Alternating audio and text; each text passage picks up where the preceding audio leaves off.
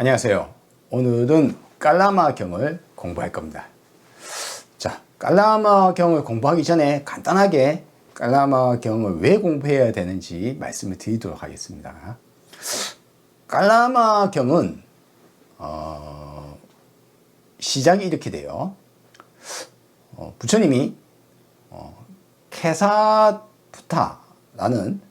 마을에 어느 날 갔습니다.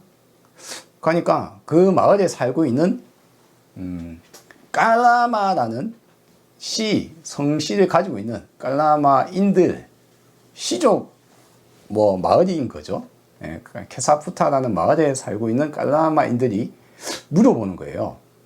뭐라고 물어봅니까? 부처님, 여기에 다양한 그 지도자들이 저마다 자기가 옳다고 이야기를 해요. 세상에는 당시 부처님 살고 있던 고대 인도에는 수많은 학파들이 넘쳐나던 거의 철학에 거의 엄청난 철학들이 막 쏟아지던 시기입니다. 그러니까 누구는 이렇게 이야기하고 누구는 영혼이 있고 육체가 있고 이게 개별적이고 이게 영혼은 윤회를 하고 육체는 사라지고 다시 이렇게 이야기하고, 다른 한쪽은 영혼과 육체 이거 두 개가 아니고 이거는 나눠져 있지 않고 이것은 함께 돌아가는 거야 라고 이야기하고, 다른 한쪽은 알 수 없어, 알 수 없어, 알려고 하지 마 라고 이야기하고, 어느 쪽은 너의 운명은 정해져 있어, 네가 내가 어떻게 하려는 자유의지는 그것조차도 숙명적인 결과론적으로 그렇게 되게 되어 있기 때문에 그렇게 된 거야 라고 이야기하고, 막 수많은 사람들이 수많은 자기 식대로의 이야기를 합니다. 예, 수많은 식대로. 그래서 부처님이 사실 나오게 된 이유도 그 속에 포함되어 있습니다. 부처님이 깨닫게 되는 이유도 이와 같은 기반이 있었기 때문에 부처님이 깨닫게 되는 거예요. 인연에 따라서. 언어가 없으면 부처님이 있을 수 없죠. 문명이 없으면 부처님이 있을 수 없어요. 왜 언어가 없으면 안 됩니까? 추상적 개념과 현상적 개념에 대해서 말로 하고 생각하고 사유를 하려면 언어가 필요합니다. 그게 없으면 부처가 나올 수가 없어요. 최종 지혜에 도달할 수가 없습니다. 마찬가지로 이렇게 부처님이 어쨌습니까? 사문이었죠. 뭡니까? 얻어먹고 사는 거예요. 우리가 보통 우리 비구 스님이 비구에서 나왔거든요. 비구는 원어가 뭐냐면 베거, 영어로 베거, 그러니까 이제 얻어먹고 사는 사람, 구걸하는 사람, 그게 비쿠예요. 얻어먹으려면 어찌해야 됩니까? 누군가가 음식을 줘야 되잖아요. 그럼 그 사람은 자기 먹을 걸 줄 수는 없잖아요. 내가 먹을 거 말고 남은 것을 줄 수 있어야 되죠. 남아야 된단 말이에요. 내가 뺏어 먹으려고 해도 그 사람 거 먹는 거 말고 착취를 하려고 해도 그 사람이 잉여 자원이 있어야 돼요. 즉 부처가 나오려면 이 생각만 하고 사유만 하고 수도만 하고 과학을 하거나 뭘 하거나 하는 사람, 이 인류 문명이 있으려면 잉여 생산 자원이 있어야 됩니다. 인류 문명이 있어야 부처가 나오는 거예요. 마찬가지로 사유 기반이 있어야지 부처가 나오는 거예요. 그러니까 이와 같은 것들의 인연에 의해서 우리 고타마 시타다 부처님이 되신 거예요. 어쨌거나 이와 같은 수많은 철학들이 난립하고 아주 꽃을 피우던 시기입니다.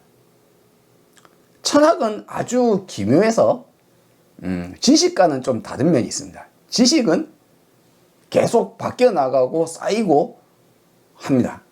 변화하면서 늘어납니다. 근데 지혜는 아주 재미나게도 어떤 시점에까지 도달하고 나면 그 이상 늘어나지 않습니다. 아주 이게 신기한 겁니다. 그래서 부처님이 도달하신 지혜가 왜 소중하냐?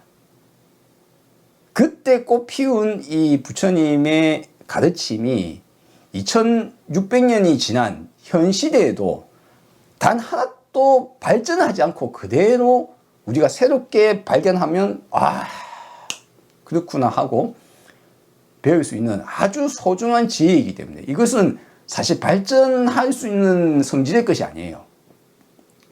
어쨌거나 자 그러면 당시에 그렇게 난립했던 스승들이나 주장하던 사람들이 많다 이거죠. 깔라맨들 생각하기에 누구 말이 맞는지 모르겠다 이거예요. 부처님 누구 말이 맞고 어떤 가르침이 옳은 겁니까? 물어보는 겁니다. 이것이 왜 중요합니까? 그것은 이 부처님이 고타마 시다타라는 왕자로 태어나서 고대 인도의 왕으로 태어났죠. 왕자로 태어났죠. 샤카족이라는 조그만 도시 왕국에 겐지스강 유역에 속해 있는 그쪽 지역에 있는 고대 인도의 겐지스강 유역에 있는 한 조그만 소도시 왕국의 왕자로 태어나서 29살에 뭐 이미 자식도 있고 아내도 있고 있는 왕자인데 출가를 29에 출가를 했다고 해요. 29도 정확한 건지는 아직 확신할 수는 없지만 대략적으로 이제 그렇다라고 느껴져요. 그리고 80세에 돌아가셨어요. 29에 출가를 해서 35세 깨달음을 얻습니다. 그래서 80세까지 살아가셨으니까 약 45년간 설법을 하고 다니신 거예요. 가르치고. 근데 부처님이 29에 출가를 해서 깨닫게 되는 과정이 6년의 또 수행 과정도 있죠. 수행 과정을 하다가 어느 날 내가 찾고 있는 것이 허상이었구나 해서 하고 깨닫단 말이에요. 부처님이 깨달음이 그러면 그것만 있느냐? 아니에요. 부처님이 깨달음을 얻는 과정 속에는 부처님이 수없는 사람들 스승한테도 배우고 부처가 되기 전 출가도 하기 전 왕자로 있으면서 바라문이라는 계급이 있고 그 다음에 크샤트리아라는 계급이 있습니다. 그 다음에 이제 뭐 또 계급 있고 그 밑에 또 수드라라는 계급이 있죠. 이와 같이 계급 사회 속에서 왕족 계급 또는 무사 계급인 크샤트리아 계급에 속해 있던 고타마 시다타는 당시쯤 돼서는 바라문 계급의 지식을 같이 배울 수 있었습니다. 원래는 바라문의 지식을 전승을 바라문에게만 하는 전통이에요. 그러니까 그들에게 제일 중요한 건 그 지식이거든요. 지식과 그 권위를 지키기 위해서 그들은 그들에게만 전수를 합니다. 그런데 바라문이라는 혈통이 아닌 그 혈통과 그 직업이 겹쳐져 있는 개념입니다. 이 계급 속에 있는 것이 아닌 크샤트리아인 왕자가 같이 바라문 자식과 함께 앉아서 교육을 받을 수 있는 약간 변화된 세상이에요. 이 시기가. 사회가 계속 바뀌고 있기 때문에 사회는 계속 바뀌죠. 여러 가지 이유로. 앞에 말씀드린 어떤 이유 때문에 왕족의 힘이 약간 세진 거예요. 마찬가지로 또 농민과 상인 계급도 세집니다. 왜? 문명이 발달하면 할수록 더 풍부한 자원이 생기고 그러면서 이제 지식 계급이자 종교 계급이자 사제 계급인 바라문 계급의 힘이 약간씩 이제 퍼져 나갑니다. 이렇게 약간씩 경계가 바뀌기도 하죠. 그 와중의 시기예요. 기원전 약 600여 년 주변, 500여 년, 600여 년 주변에 이제 짐작을 하고 있습니다. 이 시기에 고타마 시다타 왕자는 이미 왕자일 때 벌써 어릴 때부터 바라문의 사제와 같이 바라문 지식을 배웁니다. 바라문은 단순하게 우리가 생각하기에 그냥 종교계급이 아니에요. 제일 현명한 사람들이에요. 무슨 말이냐면 지식을 배우고 글자도 알고 수많은 사유 철학도 하고 당시 유행하던 것도 배웁니다. 뭐 세속주의라든가 뭐 수많은 것들을 배웁니다. 이와 같은 것들을 벌써 어렸을 때부터 배우고 결혼도 하고 아이도 낳고 29에 되어서 출가할래. 나 진짜 이 끝을 봐야 되겠어. 이게 뭔지, 과연 사람은 뭔지, 나는 누구인지, 세상은 어떤 건지 지혜를 알아야 되겠어. 해서 출가를 하시죠. 이 전통은 원래 바라문의 전통의 일부를 있던 거예요. 바라문 계급은 원래 나이가 되면, 노년이 되면 할 거 다 했다 이거죠. 그러면 이제 스스로 수행하는 기간을 가집니다. 바라문 전통에서 변형되었다고 볼 수 있어요. 바라문 전통이 원래 나이가 되면 모든 하는 일은 멈추고 이제 구걸하러 다니면서 얻어먹으면서 이제 수행을 하는 거예요. 사문이라고 해서 완전히 별개의 것이라고 보기보다는 그와 같은 전통의 변형이 벌어졌던 시기다. 그 시기에. 그래서 사문들, 즉 이제 어디에 매여 있지 않고 스승 위주로 뭉쳐있던 각각 사문들이 있습니다. 내가 이렇게 깨달았어.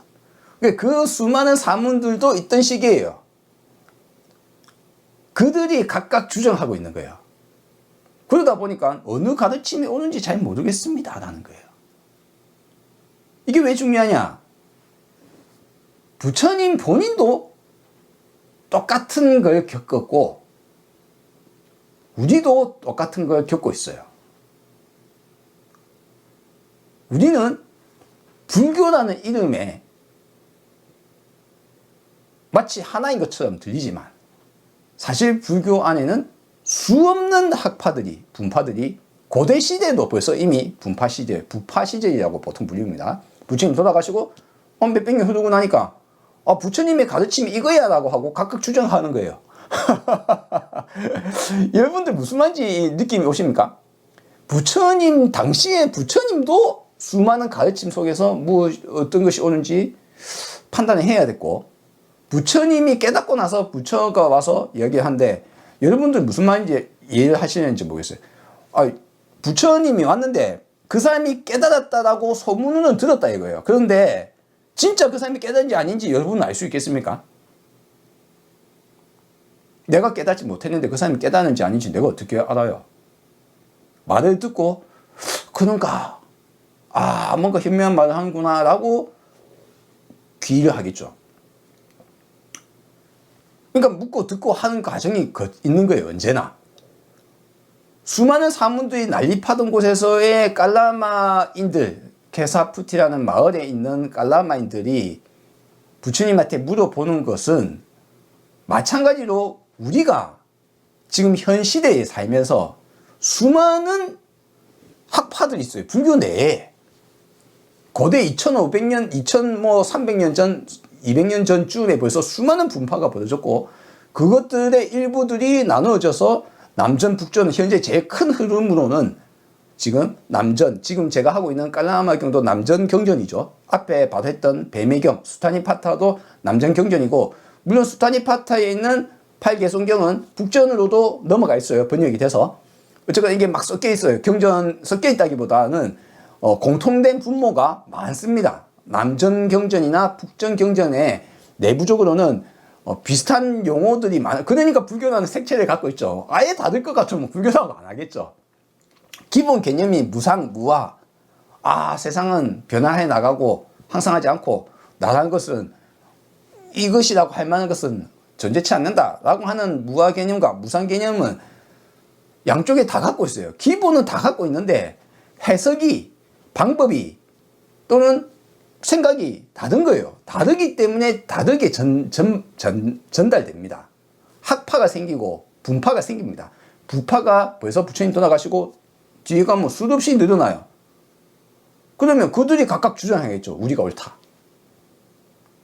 지금 우리 21세기에 사는 우리는 그러면 무엇이 옳은 걸까요? 테라와다라고 해서 남전 경전들이 이제 지금 우리 한국에도 많이 전파되어 있어요. 그러면 테라와다 경전이 옳아. 우리 화엄경이 옳아. 법화경이 옳아. 대승경전이 옳아. 조계종의 누구 스님의 말이 옳아. 책에 이 말이 맞아. 아니야. 이거 서로 모순되는 것도 있어. 뭐가 맞아? 우리가 지금 던져야 되는 질문을 우리 대신 고대 2600년 전에 케사푸타라는 마을에 살던 깔라마인들도 했다고 또는 했었을 수도 있다는 겁니다. 확신할 수는 없어요. 뒤에서 다른 사람들이 뭐 썼을 수도 있으니까.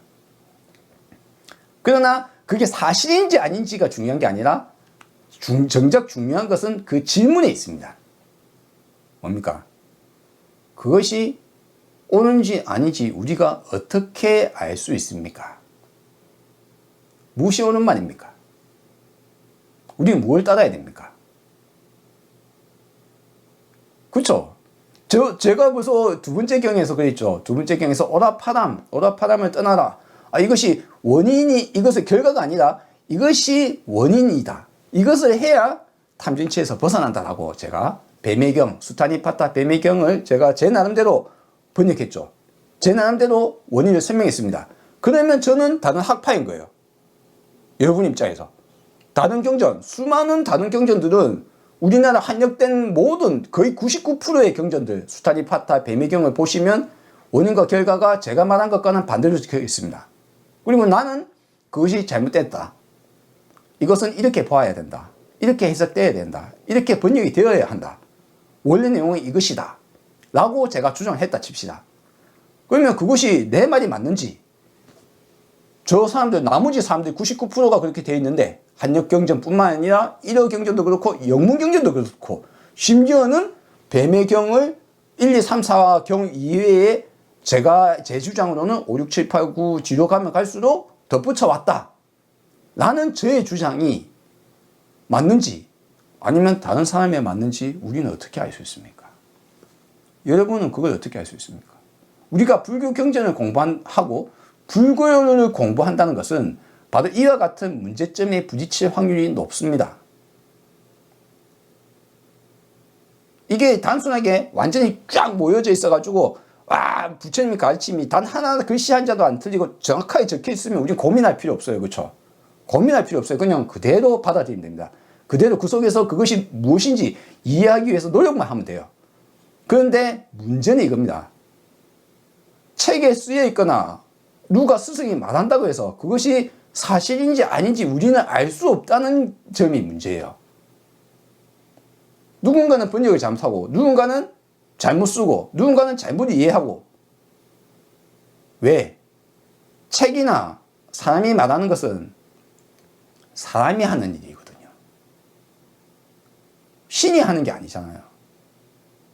사람마다 이해가 다르고 사람마다 견해가 다르고 사람마다 주장이 다릅니다. 그것이 책에 쓰여지고 그 사람의 말에 묻어나옵니다. 그러면 어떻게 불교 경전을 공부할 때 우리가 어떻게 무엇이 옳은 말인지 어떻게 알 수 있습니까? 너무나 중요한 말이죠. 이 질문이 중요합니다. 사실은 질문이 너무 중요한 질문이에요. 우리 지금 이 세대에 우리가 살고 있는 우리도 겪는 문제입니다. 그리고 우리뿐만 아니라 우리 이후의 모든 사람들도 마찬가지의 문제를 겪게 됩니다. 왜? 이 사람이 옳은 말을 했다라고 많은 사람이 추정한다고 해서 그 말이 옳은 것일까요? 책에 적혀 있는데 대다수가 그렇게 적혀 있다고 그것이 옳은 것일까요? 우리는 어떻게 그것이 맞는 건지, 무엇을 따라야 하는지 어떻게 알 수 있습니까? 부처님. 그리고 거기에 대해서 부처님께서는 개성으로 말을 합니다. 그리고 사실 이 개성은 단 하나의 개성이에요. 그 개성이 비구들에 의해서 외워서 계속 불리어오던 개성이에요. 그 개성에다가 앞뒤로 많은 글자를 써서 깔라마 경이라는 게 만들어집니다. 이게 깔라마 경 혹은 케사푸티 경이라고 합니다. 왜? 케사푸타 마을에서 했으니까 케사푸티 경이 되고, 깔라마 경, 외국으로 많이 알려지고 우리가 많이 알고 있는 것은 깔라마예요. 왜? 깔라마인들, 케사푸타 마을에 살고 있는 깔라마인들이 질답을 한 거예요. 부처님과 질문과 대답을 한 거니까. 같은 경이에요. 자, 이 깔라마경의 위아래로 이 하나의 한 개의 개송을 보고, 개송은 계속 전달돼 내려온 거고, 그래서 왜 그렇게 이해를 할 수 있습니까? 이 개송은 제가 보기에 이 개송은 완전하게 핵심적인 걸 찍고 있기 때문에. 근데 그걸 이해를 못하면 그 뒤에 수없는 다른 단어들이 붙습니다. 이 경을 쓴 사람도 내용을 이해를 못했기 때문에 엉뚱한 소리를 막 붙여놨어요, 뒤에. 자, 그러면 그 말이 무엇이냐? 여러분과 제가 오늘 공부할 것은 바로 그것. 무엇이 옳은지 그른지 어떻게 알 수 있습니까? 이게 왜 중요하냐고요? 아주 중요한 이유는 또 다른 건 이겁니다. 내가 무엇에 쌓여 있다고 했다 칩시다. 거기서 벗어나라고 했어요, 부처님은. 중요한 건 이거죠. 벗어나는 것. 그러면 이게 잘못된 생각인지 옳은 생각인지 우리가 어떻게 알 수 있어요? 이거는 남의 말이 맞느냐 안 맞냐, 책에 있는 말이 맞냐 안 맞냐 하고 동일한 문제예요. 내가 생각하고 있는, 내가 쌓여 있다고 하는데 거기에서 벗어나라고 해요. 아래에서 깨어나라, 껍질에서 나와라, 동굴에서 벗어나라, 생각에서 벗어나라, 상을 버려라. 근데 나를 둘러싸고 있는 껍질이 또는 벗어나라고 하는 그것이 오락파람, 낮은 것에서도 벗어나고 초월한 무엇인가 찾는 것도 벗어나라. 근데 그것이 무엇인지를 어떻게 알 수 있어요? 그게 옳은지 잘못됐는지, 내가 바로 봤는지 안 봤는지. 이거는 사실 그래서 해탈의 핵심 내용이기도 해요. 내 생각과 남이 전해주는 말과 경전과 다른 사람의 말과 모든 것의 공통분모예요. 이것이 옳은지 아닌지 우리는 어떻게 알 수 있는가? 자, 경전 내용을 들어갑시다. 오늘 경전 내용이 들어가기까지 23분이 걸리네.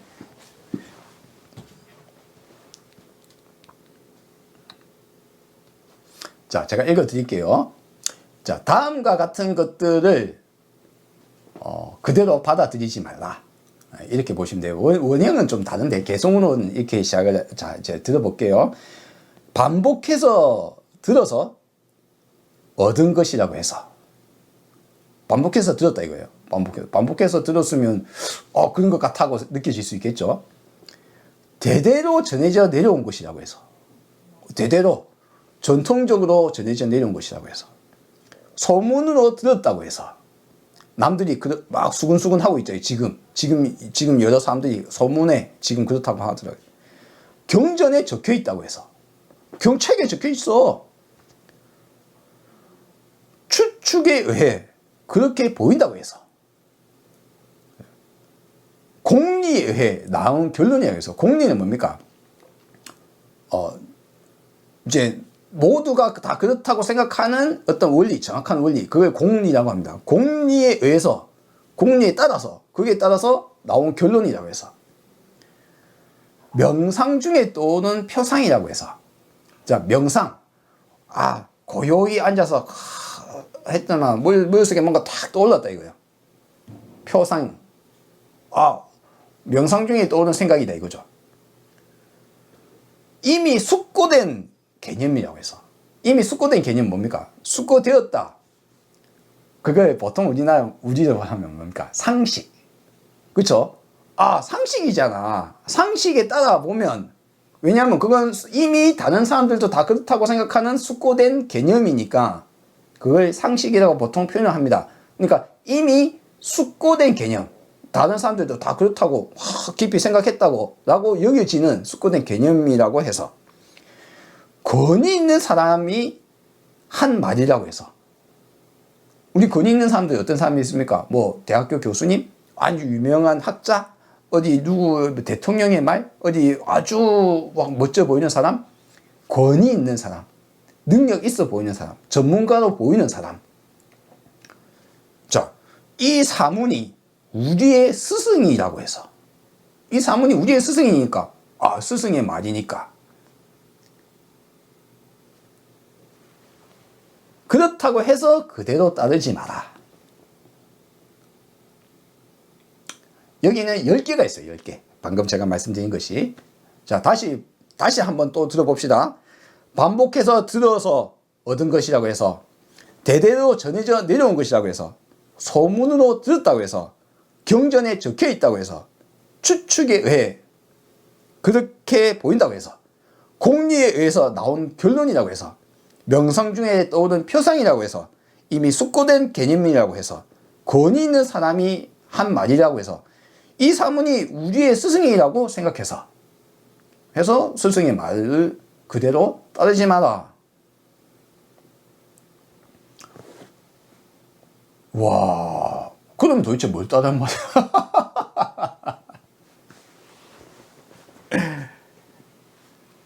여러분들이 이 내용을 처음 들으면 조금 당황스러울 수 있어요.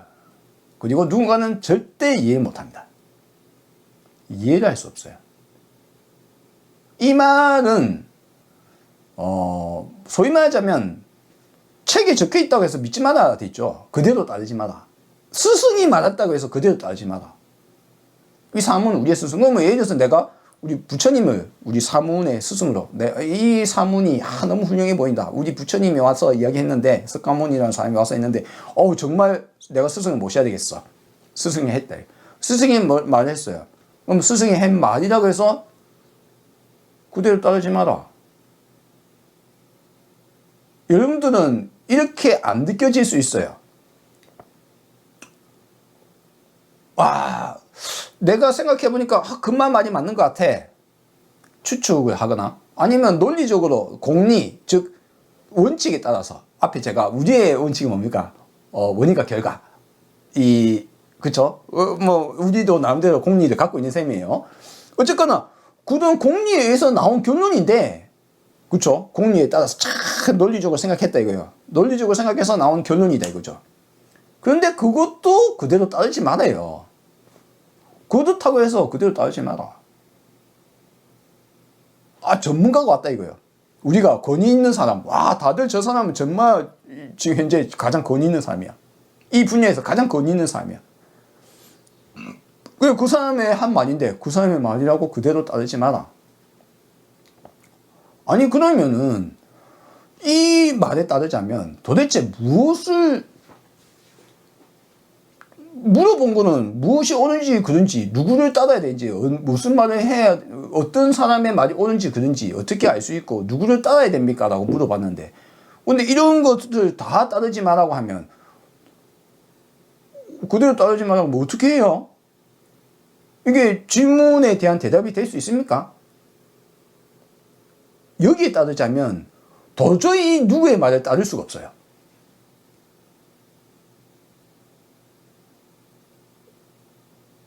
비구들이 당시 고대 2600년 전, 부처님이 2500여 년 전쯤에 돌아가셨다 치고 85살에 돌아가셨으니까, 부처님이 돌아가시고 나서 개송으로 계속 외우고 있었겠죠.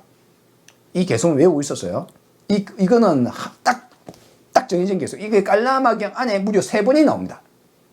3번. 그리고 이것은 바로 깔라마경의 알파이자 오메가이고 이것이 끝입니다. 그 밑에 다른 말 적혀 있는 거는 전부 다 이 말을 이해를 못해서 이 말 밑에 적혀 있습니다. 왜 그렇습니까? 이 말을 이해하면 밑에 적혀 있는 말은 안 해요. 왜냐하면 이 말이 곧 깔라마인들에 대한 질문에 대한 대답이기 때문입니다. 우리의 시작이 뭐였습니까? 우리가 지금 이야기한 건, 무엇이 옳은 건지 모르겠다. 우리의 질문과 동일한 거예요. 그 우리의 질문과 동일한 질문에 대답을 이렇게 하셨다고 생각합시다. 물론 그것은 이 깔라마경의 구조입니다만 사실은 개송으로 내려온 거예요. 그냥 이 개송이 남아있는 거예요. 개송만. 계속 외워온 개송. 그런데 그 개송을 이해할 수가 없는 거예요. 불교는 지식이 아닙니다. 제가 여러 번 말씀을 드렸다시피 1 플러스 1은 뭐야? 요거 2가 되는 원칙을 이해하겠어? 잘 모르겠는데요. 1 플러스 2에다가 2를 하면 3이 돼. 이 더하기의 원칙을 이야기했어. 더하기란 무엇인지 알겠습니다. 알고 나면 이제 그 다음에 2 플러스 2도 쓸 수 있고 3 플러스 3도 하고 1000 플러스 1000도 할 수 있어요. 더하기의 원리를 이해하면 알 수 있습니다. 이 말에 지금 계속 이 개송의 원리를 알면 이제 우리의 질문에 대한 내용의 답이 이 내용이거든요. 이 개송이거든요. 개송 그 자체가. 그런데 이 개송의 내용을 이해할 수 없는 사람은 이제 이렇게 이야기합니다. 뭐라고 이야기합니까? 많은 사람들이 이렇게 이야기해요. 이 말은 부처님의 자신의 말은 제외해야 된다.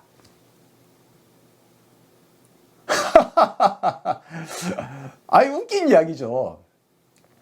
아주 웃긴 이야기예요. 그런데 99.999%의 불교인들이 이 말은 자기 자신을 제외해야 된다고 해요.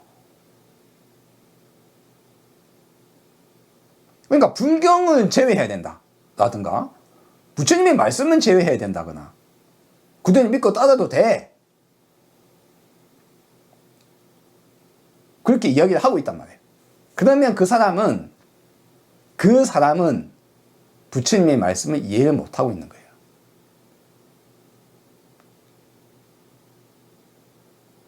그럼 그 사람은 부처님의 말씀을 따라도 된다고 생각했다 칩시다. 스승이라고 해서. 그쵸? 내가 이 사문이 우리의 스승이라고 해서 이제 받아들이겠다 이거죠. 그러면 부처님의 말씀을 거역하는 거예요. 아주 웃긴 이야기입니다. 그리고 불경은 맞다고 하면 어떻게 됩니까? 경에 적혀 있다고 해서 그대로 따르지 말라고 했단 말이에요. 왜 부처님이 이런 말을 했는지에 대한 이해를 하지 못하면 이런 헛된 주장을 하게 됩니다. 불경은 제외이고 우리 부처님의 말씀은 제외이고 우리 거는 따라도 돼. 우리 거는 그대로 따라. 불경은 다 맞는 말이야.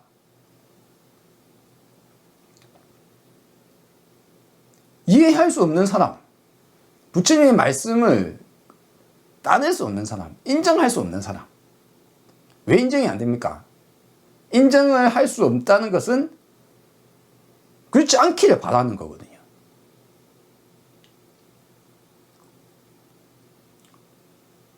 사실을 명확하게 냉철하게 보고 그에 따라서 우리가 내 잘못된 생각에서 벗어나야 되는데 그러기가 너무 힘들어요. 세상 사람들은.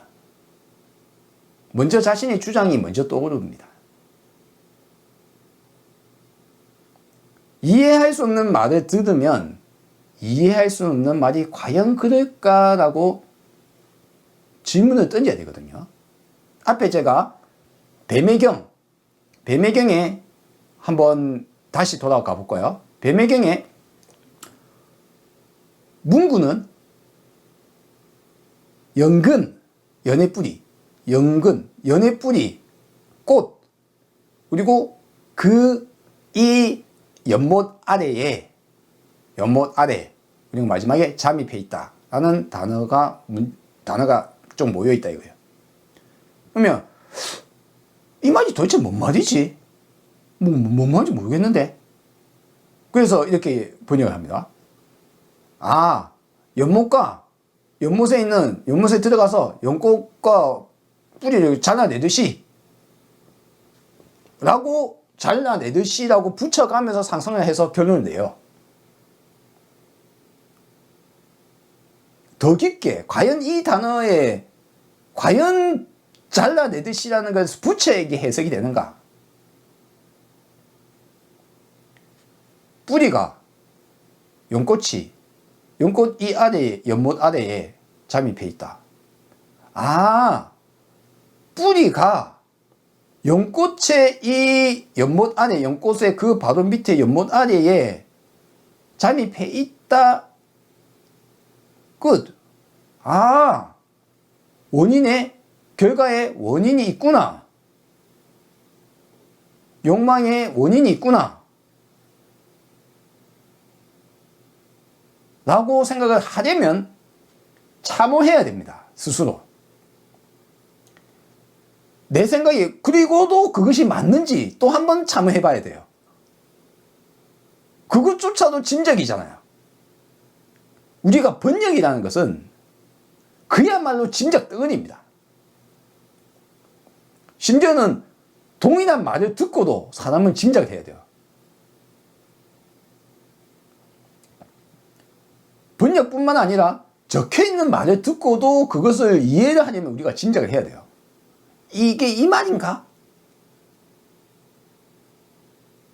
그런데 많은 사람들은 내가 잘 이해할 수 없는 단어를 듣고 나면 일단 변명이 떠오르거나 혹은 빨리 단정 지어버립니다. 사람은 일반적으로 우리 사람은 빠르게 결론을 내고 싶어 해요. 빠르게.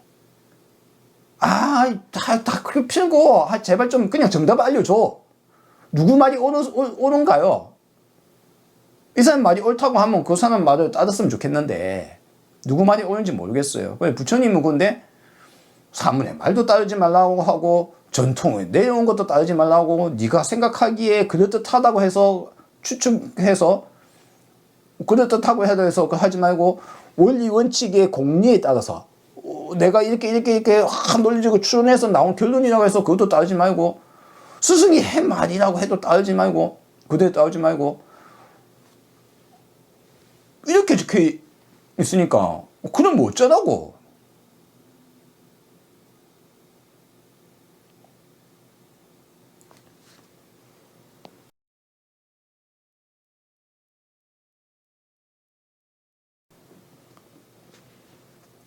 어떻게 이해해야 하느냐. 제가 이제 여러분과 오늘 내용은 핵심은 이제 이것을 여러분께 전달하기 위해서 노력하는 저의 발버둥이에요. 전달이 되었으면 좋겠습니다. 하지만 제 전달이 중요한 게 아니라 제가 옳은 비유로 여러분의 마음에 딱 와닿도록 전달할 수 있느냐 없느냐에 달려 있어요. 그리고 여러분은 스스로 정말 그런지 사유를 해야 됩니다. 자, 반복해서 들어서 알고 있는 것이라고 해서 하나씩 들어갈게요. 반복해서 들었다.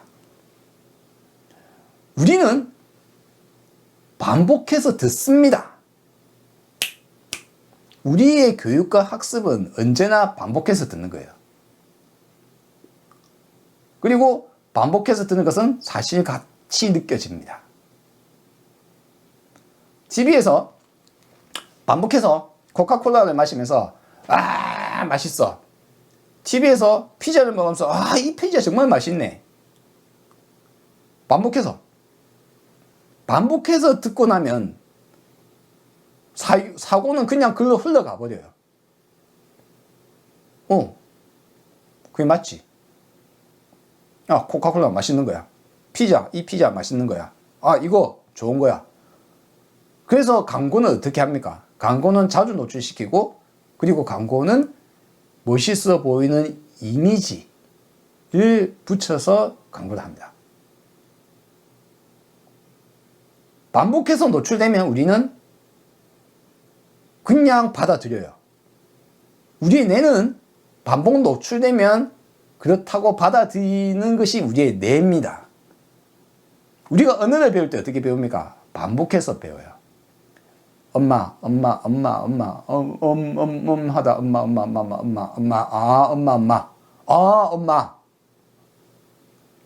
언어를 배울 때도 반복해서 합니다. 그럴 때도 반복해서 걷습니다. 넘어지고 쓰러지고 반복해서 수없는 반복을 통해서. 학습도 여러분이 3, 3은 9 하고 답이 나오기까지, 지금은 3, 3은 머리에서 9가 머리에서 번쩍하고 그냥 순식간에 나오겠지만, 맨 처음에 9구단을 배울 때 1, 1은 1, 2, 1은 2, 2는 4, 2, 3은 6, 2, 4, 8, 그래서 수도 없이 1은 2, 2는 4, 2, 3은 6, 2, 4, 8. 제가 3, 2는 3, 3, 2는 4, 3, 2, 6, 3, 3은 9. 수없이 하다가 뒤에 가면 3, 3은 9가 그냥 바로 나와요. 네, 반복해서 드는 것은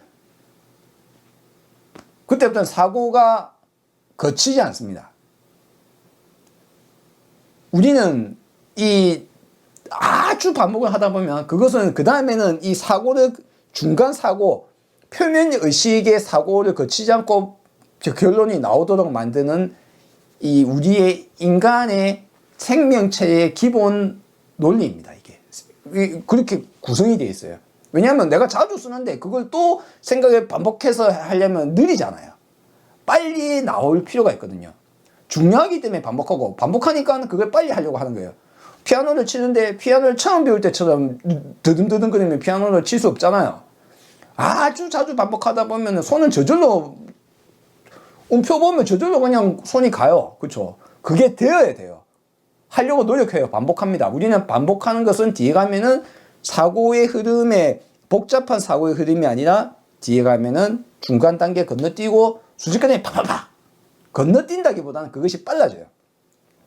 아주 빨라집니다. 사고가 너무 빨라서 표면적으로 우리가 인식하기 어려울 만큼 빨리 도달합니다. 그래서 가장 무서운 것은 뭡니까? 물드는 거예요. 반복해서 들은 것은 사실처럼 느껴집니다. 여러분이 인생에서 살아가는 대부분의 것, 내가 그렇다고 알고 있는 대부분의 것은 반복해서 들어서 그렇다고 생각하고 있는 거예요. 뭐는 하면 안 된다. 뭐는 좋다. 뭐는 어쩌다.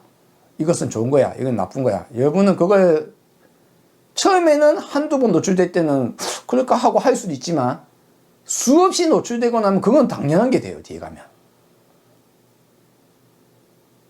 당연한 게 된다니까요. 아이가 황금색, 도구색 장난감이 좋다라는 것을 처음 들으면서 그냥 그렇다고 할까요? 아, 황금색 도금 로봇이 지금 또 조립되고 있어요. 아, 이게 기존의 것보다 훨씬 좋은 거예요. 라는 것을 몇 번 반복해서 보여주면, 아, 저게 좋은가 보다 라는 생각이 드는 거예요. 장난감 팔아먹는 회사에서는 이것을 좋다라고 광고를 해야 되겠는데, 그쵸? 뭔가 기존에 똑같은 모양의 장난감인데도 불구하고 여기는 황금색 도금이 있어서 멋지고 좋은 것이라는 것을 어떻게 인식을 시키고 그것을 그렇게 하고 사고 싶게 만들까요? 반복해서 그게 좋다고 노출시키면 됩니다. 그러면 우리는 그게 좋은 거로 들려요. 어느 날. 아이는 그래서 갑자기 황금색 장난감을 사달라고 하는 겁니다. 반복 노출되고 반복 뜨는 것. 근데 우리네 인생의 99.9%는 반복 노출되어서 내가 그렇다고 생각하고 있는 거거든요. 뒤에 가면 그거 뭐 별 생각 없이 그냥 저절로 내는 바로 그냥 즉각 반응해버려요. 바로. 날씨가 우울하면, 날씨가 흐리면은 내가 나가서 놀 수 없었다 이거예요. 날씨가 흐리고 날씨가 흐리고 날씨가 흐리고 그게 반복됐다 이거예요. 뒤에 가면은 날씨가 흐리면 기분은 저절로 우울해져요. 누군가는. 사람은 누군가는 비가 오니까 집에서 뭐 한적하게 있고 뭐 파전 구워 먹고 좋은 기억이 있다 이거죠. 좋은 기억을 계속 반복해서 노출하는 사람은 누군가는 비가 오면은 비가 내리고 좋네. 빗소리 좋고 지금 또 파전 구워 막걸리 생각나고 좋네. 누군가는 비가 오니까 나가서 놀 수 없고 뭐 어쩌서 비 오면 우울해. 별로 기분이 안 좋아. 반복해서 어떤 것이 되고 나면 반복된 결과 마지막에는 그 과정은 기억이 안 나고 그냥 즉각적으로 흐리면 기분이 안 좋고 흐리면 기분 좋고 나쁘고 해야 되고 말아야 되고 이렇다 저렇다 하는 것이 반복이 되고 나면 뒤에 가면은 어떻게 그래 했는지 모르겠는데 저절로 그냥 그것은 나쁜 거야. 그건 좋은 거야. 그건 옳은 거야. 그건 그른 거야. 라는 개념이 물듭니다. 우리는.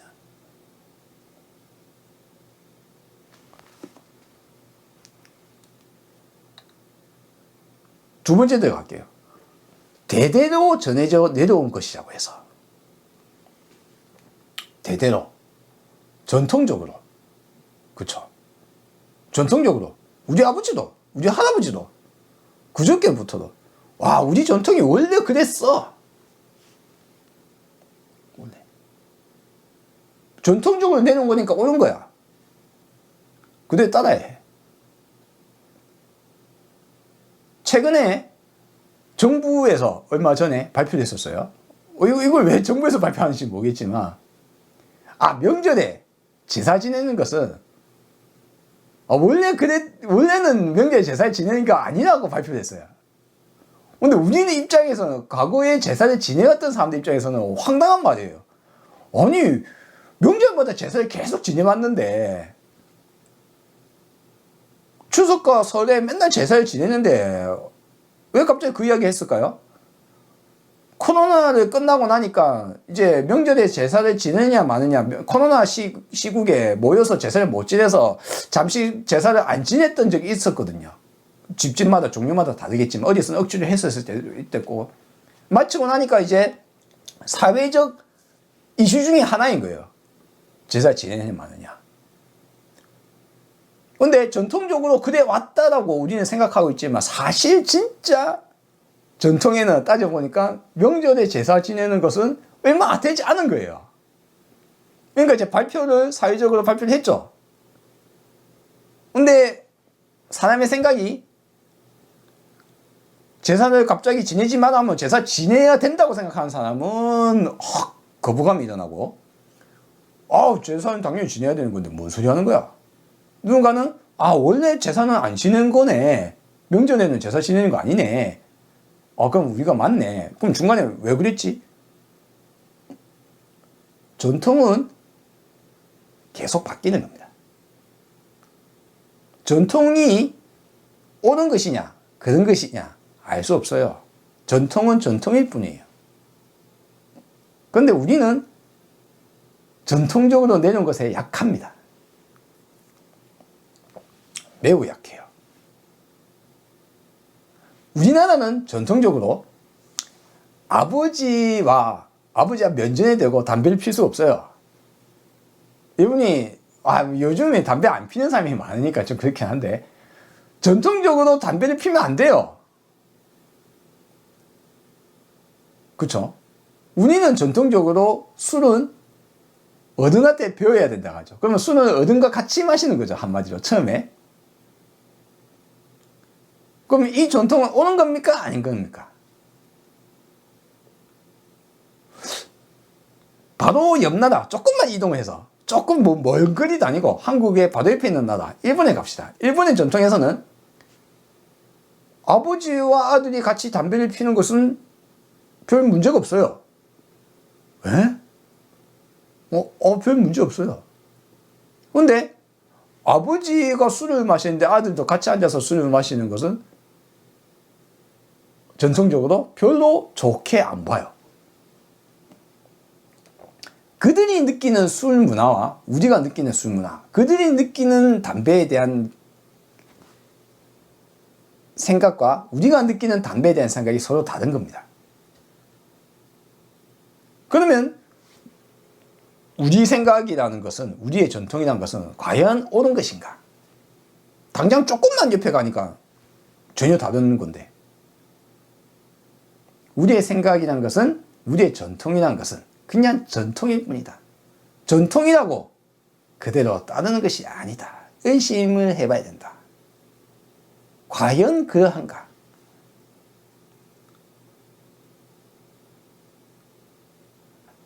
우리 유교 전통에 따르자면 아내는 남자를 따라야 된다 이거예요. 남존 여비 사상에 물들어 있던 과거 사상에서는 남편이 있으면 남편 따르고, 태어나서 아버지는 아버지를 따르고, 결혼하면 남편을 따르고, 남편이 죽고 나면 아들을 따라야 돼. 근데 지금 와서 그 이야기 하면 그게 전통이라고 따라야 합니까? 전통이라고? 그럼 그 전통은 언제부터 그 전통이 있었을까요? 고려 시대는 그랬을까요? 신라 시대는 그랬을까요? 통일신라 구전의 삼국시대에도 그랬을까요? 그 이전에도 그랬을까요? 언제부터 전통이었을까요? 전통이란 뭡니까? 전통도 변화해 나가고 시간과 공간에 따라 바뀌어 나가는 겁니다. 거기에 반드시 그렇게 옳다고 할 것이 있을까요, 과연? 자, 전통 이야기 했어요. 세 번째, 소문으로 들었다고 해서. 자, 소문은 뭡니까? 지금 현재, 저 사문이, 정말 대단하다고 해. 깨달았다고 한단 말이야. 소문 들었다 이거야. 소문으로 남들이 다 그렇다고 하더라는 거죠. 그러면 그것이 옳은 걸까요? 그 소문으로, 요즘 소문으로, 소문으로 들어보니까 남들이 여러 사람이 그렇다고 하더란 말이에요. 소문으로 듣기에 커피가 몸에 나쁘대요. 예, 아이한테 커피 먹이면 안 돼. 어른도 커피 많이 먹으면 안 돼. 소문으로. 과연 그럴까요? 요즘 소문으로는 뭡니까? 커피 몸이 좋대. 커피, 몸에 아주 좋은 거래. 그러면 그 소문은 과연 사실일까요? 남들이 그렇다고 하는 것은 과연 사실일까요? 그건 그대로 따라도 되는 걸까요? 그렇지 않다.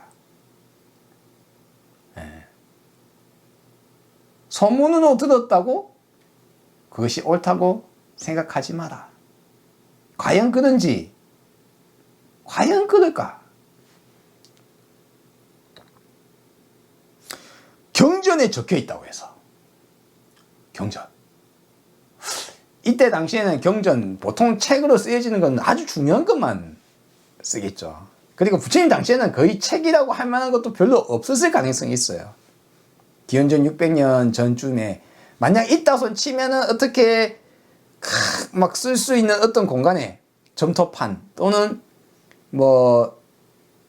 나뭇잎 또는 대나무 또는 저쪽에 가면 뭡니까? 파피루스는 뭡니까? 파피루스는 갈대 섬유에서 뽑아낸 거예요. 갈대를 묶어 섬유로 만들어서 꺼낸 거예요. 뒤에 나무, 우리 종이, 현재의 종이는 한참 후에 나오죠. 이제 나무 섬유질에서 또 뽑아내는 거죠. 그러니까 어쨌든 간에 뭔가 썼을 수도 있겠죠. 근데 쓸 수 있는 그 염료도 어렵고 또 구하기 힘들고 쓰는 재료도 구하기 힘들기 때문에 책이라는 것이 만들기가 힘들어요. 당연히 책은 중요한 거여야 합니다. 그리고 이 당시에 중요한 지식이나 그것들은 경전일 가능성이 높아요. 여러 가지 배다라든가 걔네들이 중요하다고 생각했던 것들이 이제 책으로 외우거나 또 전승되거나 또 책을 쓰거나 하겠죠. 그러면 책에 적혀 있다고 해서 경전에 적혀 있다고 해서 그것이 옳은 것인가? 여러분들은 불교 경전에 적혀 있으면 옳은 것이라고 생각을 할 수 있어요. 한번 딴 데로 가봅시다. 만약 교과서에 적혀 있습니다. 교과서에 적혀 있는 것은 옳은 걸까요? 교과서에 적힌 것이 틀릴 수 있다. 왜? 그걸 누가 썼을까요? 쓰는 사람이 누굽니까? 사람입니다. 책은 신에 의해서 쓰여지는 게 아니에요. 책은 사람이 쓰는 겁니다. 여러분이 말을 우리가 어렸을 때 그런 실험을 하잖아요. 말을 막 옆에 기대고 속삭여가지고 10명이 건너가면 10명째 사람이 말해보라 하면 처음 말한 사람의 말과 마지막 사람이 들었다고 생각한 것을 말하면 같은 말이 아니고 엉뚱한 말로 바뀌어 있을 가능성이 대단히 높아요. 우리의 언어 전달은 그렇게 훌륭한 전달 도구가 아니다.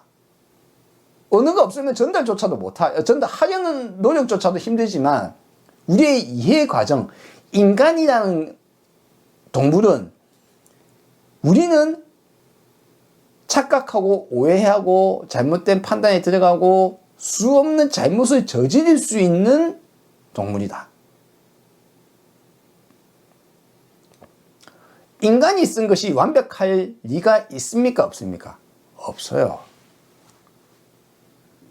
경전을 바라볼 때 경전이 사람이 쓴 것이라는 것을 이해해야 됩니다. 많은 종교에서는 이것이 완벽하다, 옳다, 신의 말이다 라고 이야기합니다. 그럼 신의 말을 듣는 사람은 누구예요? 아니 신이 직접 이렇게 만들어서 탁 준 거예요? 아니 보통 우리가 이제 옛날 여러분들이 아마 최초의 법전이 이야기하는 함무라비 법전 있죠? 함무라비 법전 같은 경우는 그 비석에 함무라비 법전이 쓰여 있거든요. 메뉴에 보면 뭐 어떻게 되냐면 신이 전달해 주는 거예요. 그래야 신을 받는 거예요. 함무라비 대왕이 신으로부터 법전을 받는 모습이 위에 그려져 있어요. 비슷한 느낌이 어디에 있습니까? 모세가 여호와로부터 산 위의 언덕에서 신으로부터 받았다 이거 십계명을 들고 오죠. 그렇죠? 마치 신이 전해준 것처럼 말을 하고 있어요. 그렇습니다. 그렇지만 그것은 다 신이 아니라 인간이 쓴 것이다. 부처님의 말씀을 마치 부처님의 말씀을 그대로 쓴 것이라고 말해요. 그게 남전이든 북전이든 이게 불설이다 아니다 이걸로 엄청나게 싸우죠. 명확하게 우리가 하나를 이야기할 수 있어야 됩니다. 뭡니까? 쓰는 것은 사람이다. 여러분이 교과서를 볼 때 교과서에 뭐 그게 초등학교 교과서가 됐든 중학교 교과서가 됐든 대학교 교과서가 됐든 책을 볼 때 책이 사람이 쓴 것이라는 입장 하에서 잘못 쓰여질 수 있고 다른 내용, 틀린 내용이 있을 수 있으며 지금은 오늘지라도 조금이 있으면 잘못된 생각일 수 있는 것을 그게 진리가 아니라 현재 그렇게 느껴지고 있다고 할 것 또는 지금조차도 잘못된 것일 수 있다라는 또는 그 사람이 잘못 이해한 것일 수도 있다. 그 사람의 주장일 수도 있다. 그 사람이 오해한 것일 수도 있다. 그 사람이 아예 사실을 잘못 적었을 수도 있다. 이 모든 것들을 포함해서 책이라는 것, 사람이 쓴 것이라는 것에 대해서 이해를 해야 합니다. 그래야 책을 비판적으로 읽을 수 있어요. 우리는 불교 경전이라고 해서 성경이라고 해서 바이블, 성경 또는 코란 이것이 그냥 절대 진리라고 생각하고 문자 하나 틀리지 않다라고 생각을 하고 경전을 보고 있는 사람은 경전을 이해할 수가 없습니다. 불교 경전을 이해할 수가 없어요. 불교 경전에 제가 맨 첫날에 그렇게 이야기했죠. 수 없는 옳은 말도 있고 수 없이 잘못된 말이 섞여 있다. 불교 경전은 그야말로 충돌, 서로 모순되는 것들이 가득 있습니다. 왜? 이해가 다르게 이해한 사람들이 서로 저마다 자기가 옳다고 책을 썼기 때문에. 분파마다 다르게 썼고 분파가 수 없는 분파가 있었어요. 그 분파 중에 지금 테라와다라는 분파가 쓴 것이 상자부 불교이고 북전에도 지금 북전 안에 여러 가지 분파들의 주장들이 마구 섞여서 들어가 있어요. 반야부를 썼던 사람들 그 학파와 화엄경을 썼던 사람들과 법화경을 썼던 사람들과 각각이 다른 생각, 다른 의도, 유식을 썼던 사람이 다른 의도로 썼어요.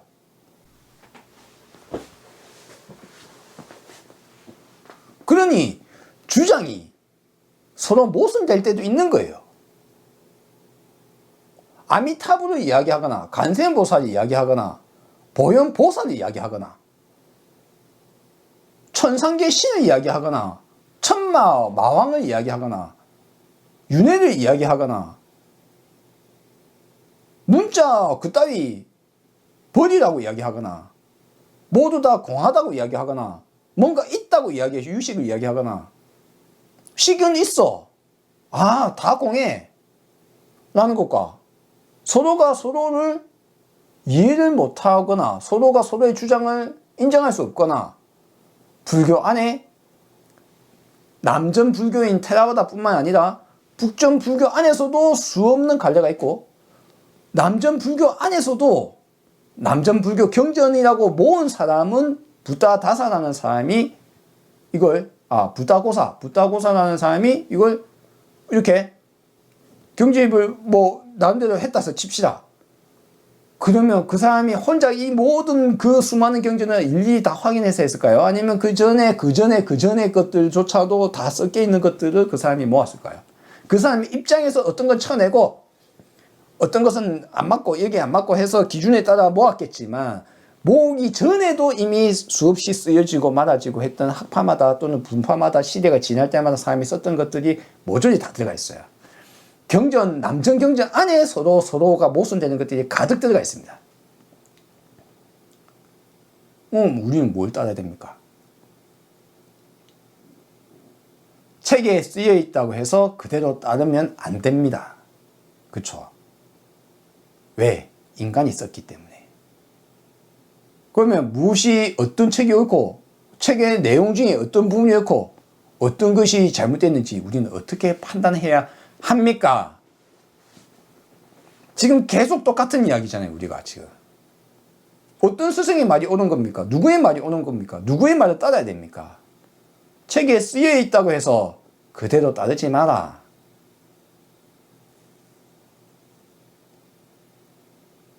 책에 쓰여 있다고 해서 그것이 옳다고 주장하지 마라.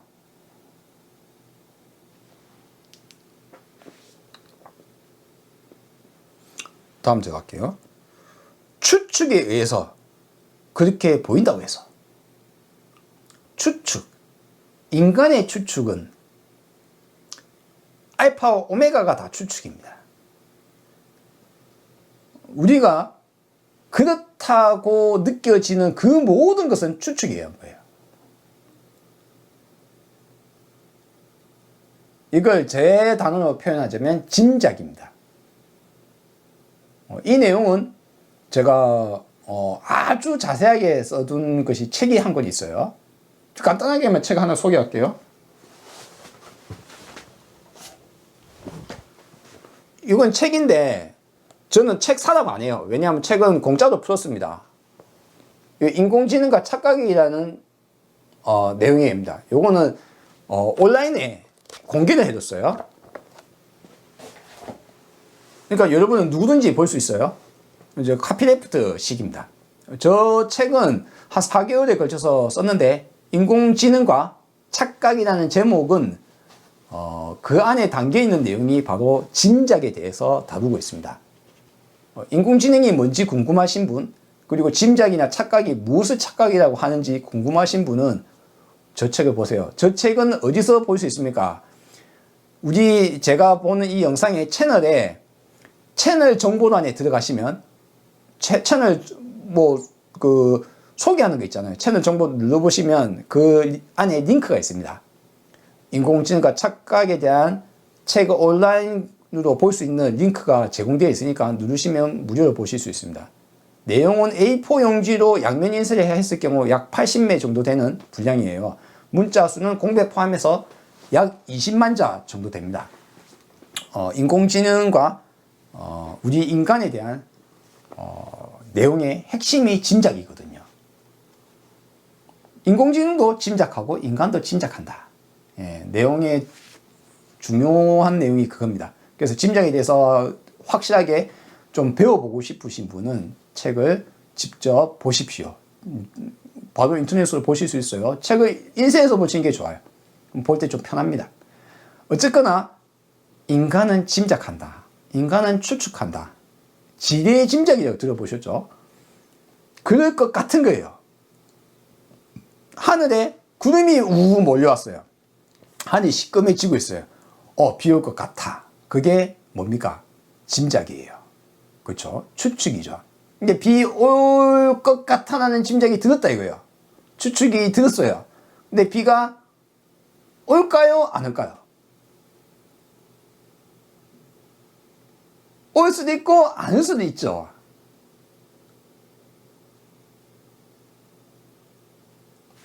우리의 짐작은 틀릴 수도 있다. 그걸 인정을 해야 돼요.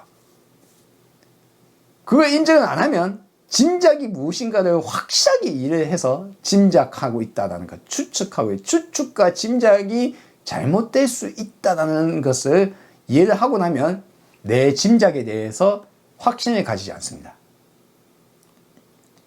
제가 웃잖아요. 웃으면 저 사람이 웃는구나, 기분이 좋구나 라고 짐작하실 수 있겠죠. 근데 맞냐? 나는 웃고 있어요. 기분 좋게 당신에게 안녕하세요 반갑습니다 하고 있어요. 근데 그 사람 마음은 이 호구 잘 잡았네, 오늘 또 어떻게 한 벗게 먹을까 이 생각을 하고 있으면 어떻게 됩니까? 왜냐면 상대방 친절한 사람이네 라고 생각하는 사람은 저를 짐작을 친절한 사람이네, 좋은 사람이네 라는 그 짐작은 어떤 겁니까? 그 사람의 속내를 짐작하고 있고, 자연적으로 우리는 표정에 있는 것도 짐작으로 아주 자연스럽게 해요. 반복되어 있기 때문에. 왜냐하면 우리가 표정을 보고 말을 듣고 우리가 그 모든 사회성을 획득하는 것은 반복을 통해서 학습하거든요. 반대로 아주 어렸을 때 부모의 얼굴 표정과 웃는 것과 여러 가지 것들을 접하지 못하고 특정 나이가 지나가 버리면 이 이해가 어렵다고 합니다. 사회성이 어렵다고 합니다. 어쨌거나 우리는 서로가 짐작을 하고 살아요. 사람의 마음도 짐작하고 삶의 언어에 담긴 내용도 짐작하고. 근데 그 짐작은 과연 옳은 것인가? 잘못될 수 있다. 추측과 짐작은 잘못될 수 있다. 인공지능의 답도 잘못될 수 있고 우리의 짐작도 잘못될 수 있다. 추측에 의한 것을 잘못될 수 있다. 공리에 의해 나온 결론이라고 해서, 자, 공리는 뭡니까? 우리가 이제 다들 인정하는 결론이란, 그 어떤 원칙이란 거죠. 이 원칙에 의해서 계산을 해보면 또는 추측해보면 이것이 오는 결론이다 이거죠. 그쵸? 자, 공리라는 것 자체가 과연 옳은 것일까요? 우리가 불교의 이제 원리가 뭐라고 했어요? 원인과 결과가 있다. 그쵸? 과학적이다. 라고 했지 않습니까? 그것이 대원칙에 속한다. 불교는 과학적이다. 사고방식이. 그러면 그 공리가 옳지 않을 수도 있다라는 말이에요. 말하자면. 공리라는 것은 누가 만들었습니까? 사람이 만든 거거든요. 공리도 바뀔 수 있어요. 뒤에 가면. 물론 원인과 결과가 있다는 것은 아직까지는 안 바뀌었습니다만 우리가 살아생전에 부처님 당시나 지금이나 결과에 원인이 있다는 것은 제가 보기에도 아직 공리로서 작용한다고 저는 생각을 합니다만, 공리가 잘못되어 있으면 어떻습니까? 그러면 결론도 잘못되겠죠. 그리고 만약 공리에 따라서 그러한 원칙에 따라서 내가 생각했다 하더라도 생각하는 과정은 뭡니까? 추론에 의한 것이거든요. 추론, 논리적으로 결론을 내는 과정입니다. 그런데 논리적이라는 것은 누구의 생각입니까? 논리라는 것은 인간이 논리적이라고 착각하는 거예요. 너무 좀 복잡합니까? 논리적이라고 생각하는 것. 예를 들어서 이 백조도 희네, 저 백조도 희네, 이 백조도 희네. 그러니까 백조는 희다라는 것이 결론이 뭡니까? 이게 논리의 가장 두 가지 축 중에 하나인 귀납법이에요. 이 백조도 희고 저 백조도 희고 저 백조도 희니까는 이 백조는 흰 것이야. 내가 만나봤던 경상도 사람은 이 사람도 성급하고 저 사람도 성급하고 저 사람도 성급하고 막 맘대로 말을 화를 내고 하더라. 경상도 사람은 원래 화를 잘 내. 급박해. 바빠.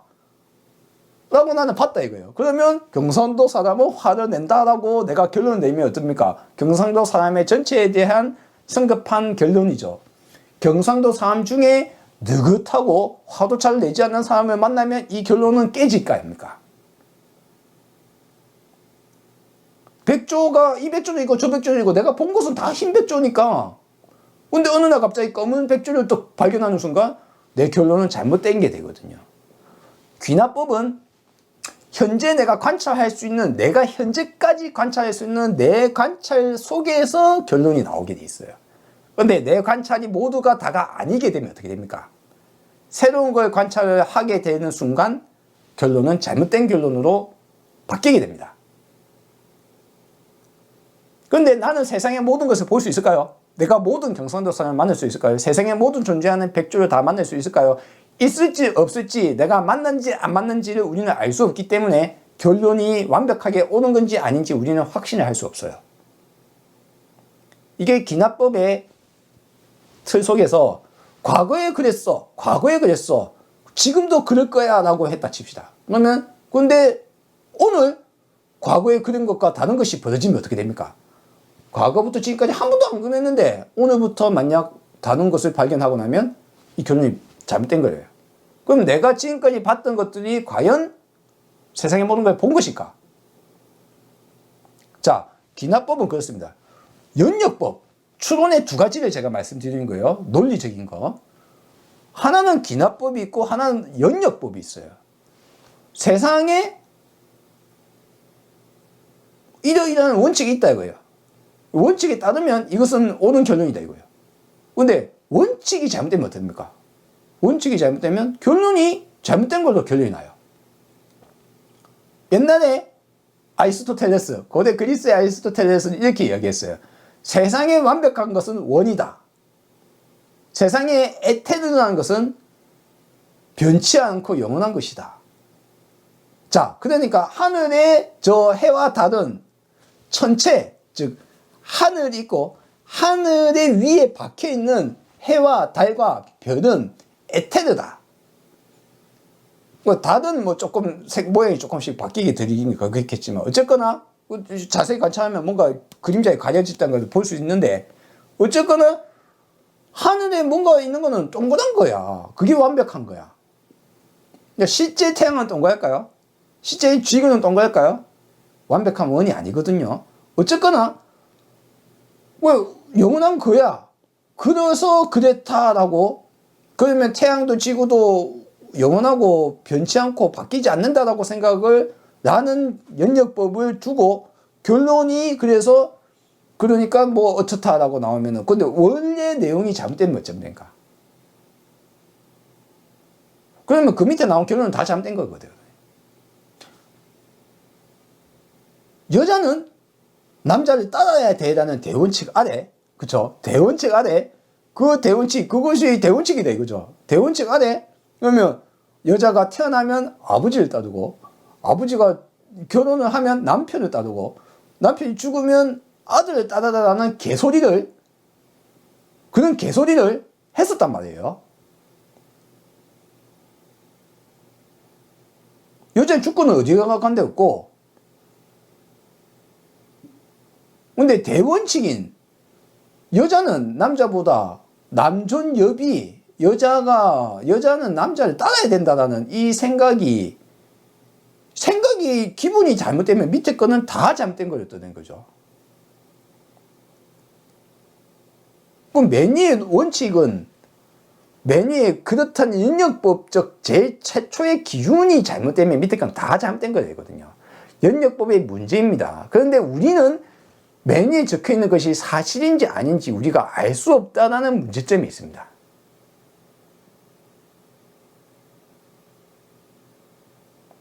논리적이라고 우리가 이야기하는 인간의 논리적 기결은 거의 대부분이 연역법이나 귀납법에 의해서 우리가 논리적이라고 이야기를 합니다. 우리의 언어 방식, 쓰는 방식의 방법이에요. 이런 것이 맞지? 그러니까 이것도 맞지? 그래서 이런 거야 라는 것이 연역법이거든요. 이것도 희지? 그러니까 새는 흰 거야, 백조는 흰 거야 라는 것이 귀납법이잖아요. 귀납법과 연역법이 둘 다 우리는 그에 인해서 나온 결론이 옳다고 생각을 하지만 사실은 옳지 않을 수 있다. 공리에 의해서 나온 결론이라고 할지라도 잘못될 수 있다 왜? 공리 자체가 잘못됐을 수도 있고 사유 방식이 잘못됐을 수도 있고 그게 영역법이든 기납법이든 논리라는 것은 절대 진실이 될 수 없기 때문에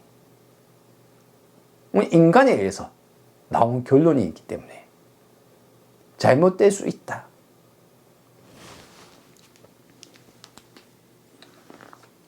그 다음에 이제 명상 중에 떠오는 표상이라고 해서 자 명상 여기서 명상이 있는데 뭐 이렇게 표현할 수도 있어요.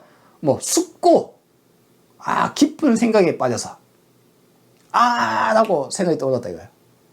또는 명상 중에 뭔가 봤다 이거예요. 어? 많은 사람들이 그 이야기 합니다. 봤어. 보긴 뭘 봐요. 근데 어쨌거나 그런 생각을 할 수 있어요.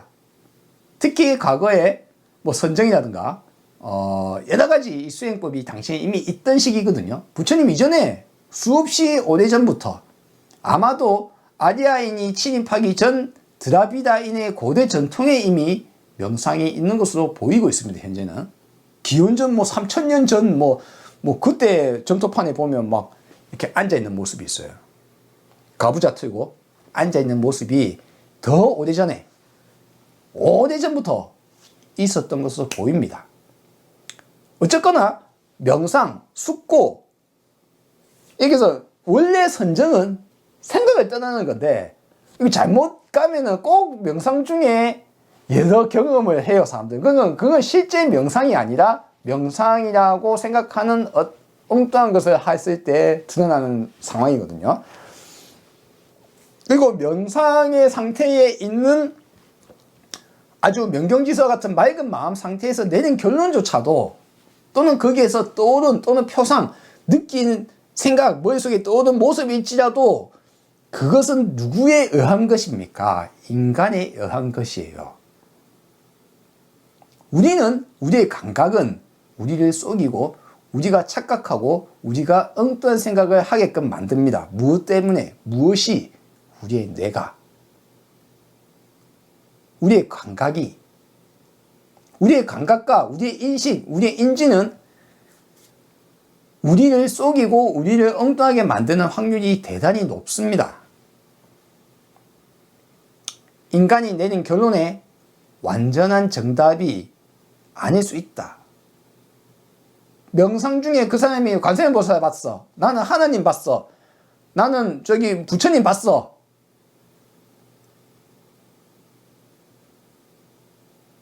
라고 이야기한다 이거예요. 왜 그 사람 말이 맞을 것 같아? 있어 그게. 나 선정 중에 전생에 봤어. 저는 이제 코웃음을 웃음을 드리고 싶은데 근데 그 웃음이 그것만이 아니에요. 모든 선정 명상 단어 여러분이 무슨 단어를 쓰든지 간에 머릿속에 떠오른 표상이 또는 어떤 생각이 그래서 그것이 옳다라고 생각을 하면 안 된다. 그것은 인간에 의한 착각일 수 있다.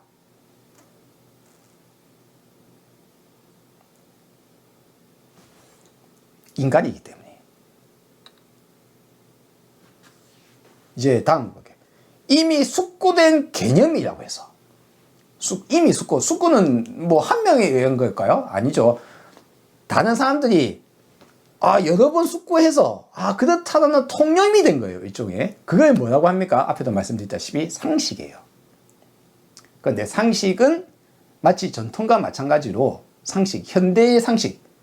현대 우리의 상식에 이거는 옳고 저거는 그러다. 이걸 먹으면 좋은 거야 라는 상식이었는데 상식이 뒤바뀌더라. 상식은 수도 없이 바뀌어왔습니다. 제 말 맞습니까? 아닙니까? 굳이 어려운 제가 예제를 안 들어도 그렇습니다. 우리의 상식은 엄청난 변화를 겪어왔습니다. 옛날의 상식은 뭐였습니까? 하늘의 별과 구름과 달은 영원하고 언제나 돌 것이라는 생각에 빠져 있었습니다. 언제나 항상하다, 완벽하다, 저 하늘에 구체에 박혀 있어. 지구가 있고 지구를 중심으로 태양과 달이 뜨고 돌아가고 있어. 세상의 모든 것이 지구와 나의 중심으로 도는 것처럼 보이게 느껴져요, 세상은. 그런데 그 상식은 깨진다. 깨진다. 상식은 수없이 깨지고 있어요. 지금 이 순간의 상식도 깨어진다. 깨어질 수 있다. 지역과 시공간에 따라 바뀌어 나가는 상식을 지금 숙고되어서 그렇다고 여겨지고 있는 수많은 원칙들, 상식은 상식적이라고 하는 사람들, 상식에 의해서 결론을 내리자는 사람들, 상식이 잘못될 수 있다.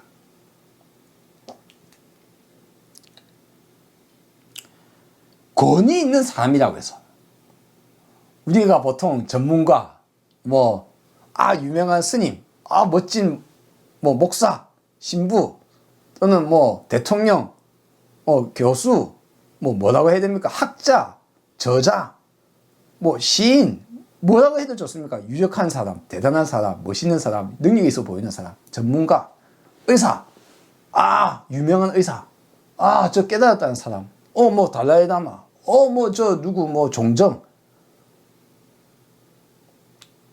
권위 있어 보이는 사람, 권위로 보이는 사람, 권위 있어 보이는 사람의 말이라고 해서 그것은 사실일까요? 아닐까요? 인간이다. 인간에 불과하다. 권위 있어 보이는 사람이라고 해서 옳은 말을 하는 것이 아니다. 전문가라고 해서 옳은 말을 하는 것은 아니다. 우리는 전문가가 수도 없이 잘못된 말을 하는 것을 수도 없이 우리는 지켜봤어요. 전문가의 말이라고 해서 그것이 100% 옳은 것이 결코 아니다. 권위 있는 자의 말이라고 해서 그것이 결코 옳은 것이 아닐 수 있다. 결코 옳은 것이 아닐 수 있다. 마지막이 뭡니까? 이 사문이 우리의 스승이라고 해서, 내가 모시는 스승이라고 해서 이 사람의 말이 모두 다 옳은 것이 아닐 수 있다. 여러분들은 부처님의 이 개송, 이건 부처님의 개송이 아니겠죠. 그냥 비쿠들이 외워왔던 개송이에요. 비쿠들이. 근데 이 개송을 왜 이 사람들이 이해를 못할 것인가? 또는 이 개송을 왜 두고, 이것이 답인데, 깔라메인들의 질문의 답이에요. 무엇이 옳은지 우리가 어떻게 알 수 있습니까? 라는 질문이에요. 누구의 말이 옳은 겁니까?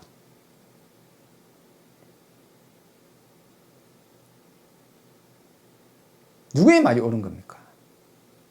이것만은 또 한마디 말은 이겁니다. 내가 생각하고 내가 알고 있고 내가 맞다고 생각하는 것들은 과연 옳은 것인가? 이거는 삶의 태도이며 지혜이며 부처님 가르침의 핵심을 이루는 것 중에 하나입니다. 기반이 되는 거예요. 기반. 이것이 기반이자 실제적 삶의, 우리 삶의 태도로서의 내용이에요. 아주 중요한 내용입니다. 왜 그렇습니까? 부처님 자신이 부처가 되기 전에 자기가 들었고 스승한테 배우고 그렇다고 해서 그 책에 적혀 있고 뭐라고 해서 자기도 무엇을 찾고 있었습니까? 초월한 그 무엇인가가 있는 것이라고 해서 그것을 찾고 있었거든요. 그것이 옳은지 그른지 생각을 할 수조차도 없었어요. 왜? 제가 말씀드렸죠. 반복해서 들은 것, 남들이 그렇다고 하는 것, 이 모든 것들에 의해서 모두가 다 인간이 만들어낸 것임에도 불구하고 우리는 그런 것이 있을 것 같거든요. 완벽한 청정한 그 무엇인가, 전지가 가능할 거라고, 또는 생로병사에 떠난 무엇인가가 있을 거라고, 또는 누군가는 윤회한다고 하고, 또는 누가 천국이라고 하고, 또는 누가 그걸 단어를 뭐를 붙이든지 간에 그 무엇이든지 간에 그런 게 있어라고 이야기할 때 과연 그럴까라는 생각을 우리는 하지 못합니다. 보통은 못해요. 사람은 보통 빠르게 결론을 내려야 되고, 우리는 인생이 급하고 우리가 언어를 배우고 학습을 하고 살아가는 것은 뭐든지 있다. 지식을 배워요. 지식은 빨리 배우고 외우고 활용할 수 있어요. 근데 지혜는 빠른 결론을 내리는 것이 아니다. 누구의 말이 옳은지 알려주세요, 부처님. 아, 이 말이 옳으니라. 내 말이 옳으니까 내 말을 따라라. 그러면 그 사람들은 이 사람의 말이 옳은지 아닌지 어떻게 알 수 있냐 이거예요. 여러분, 부처님이 왔다 이 말에. 근데 부처님이 온 거랑 그 부처님과 그 옆에 다른 사문이 누가 오는지 그 사람이 어떻게 알아요? 그럼 이 사람의 말이 맞는지 아닌지 어떻게 알아요? 그런데 사람은 어떻다고요? 아, 이 사람이 말이 맞는 것 같아. 아, 저 사람이 훌륭한 스승이야. 아니, 스승을 두지 말라거나 누구의 교리를 따르지 말라거나 하는 내용이 아니에요. 사람은 단정하기 마련이다. 우리는 단정을 해요.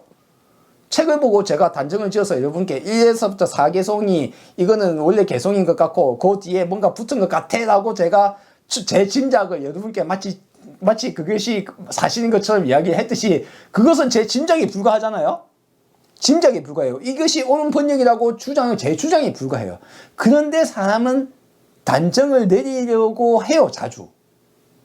거의 대부분. 그리고 빠르게 지식을 받으려고 해요. 그런데 부처님의 법은 우리가 삶의 태도, 어떻게 살아야 되는지에 대한 이야기입니다. 내가 이것이 옳다라는 내 기준에 꽉 붙잡혀 있으면은 뭐라고요? 그 기준 때문에 우리는 그 기준에 맞지 않는 것을 보고 화를 낸다고 했죠.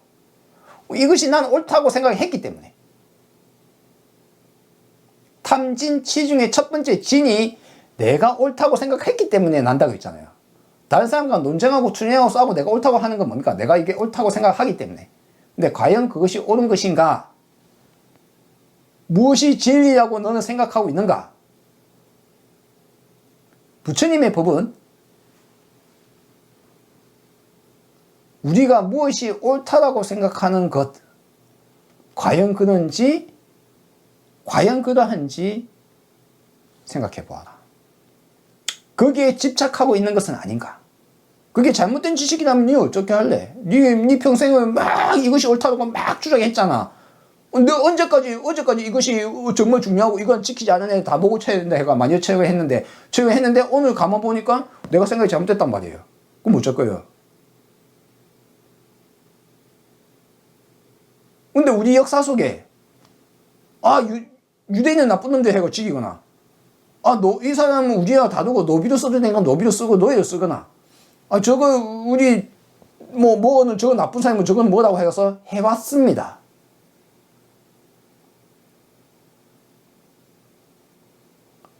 불교는 내가 잘못될 수 있다라는 생각을 비판적 의식을 다른 사람에게도 나 자신에게도 도입해서 삶에 적용하는 종교입니다.